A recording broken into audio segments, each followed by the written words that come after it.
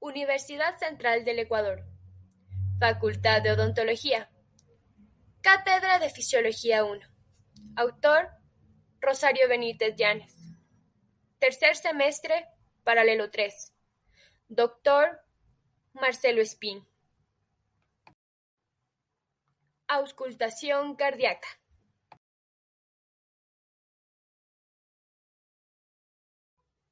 La auscultación del corazón requiere una excelente audición y la capacidad de distinguir diferencias sutiles en el tono y la duración.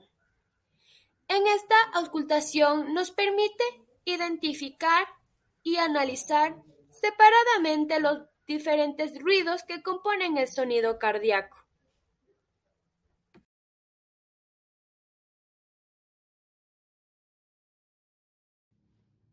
Buenas tardes, doctor Marcelo Espín. Mi nombre es Rosario Benítez. Curso el tercer semestre en la Universidad Central del Ecuador. A continuación voy a presentarles un video de la auscultación cardíaca en el cual voy a enfocar los focos principales de la auscultación, que sería el foco aórtico, el foco pulmonar, el foco tricúspide y el foco mitral. A continuación, el video.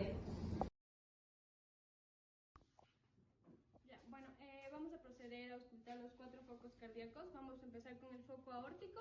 El foco aórtico se encuentra situado entre el segundo espacio intercostal derecho.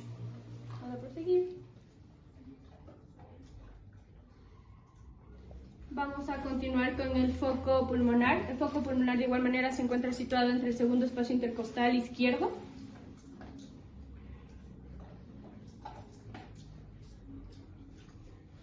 Vamos a continuar con el foco aórtico accesorio. Este se va a encontrar en el tercer espacio intercostal izquierdo.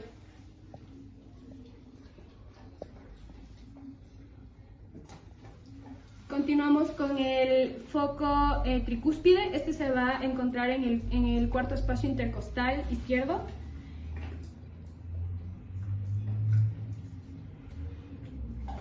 Y por último vamos a tener el foco mitral, que se va a encontrar en el quinto espacio intercostal izquierdo de igual manera.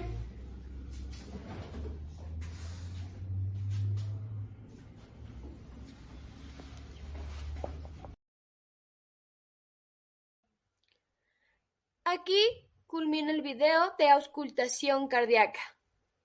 Muchas gracias por su atención.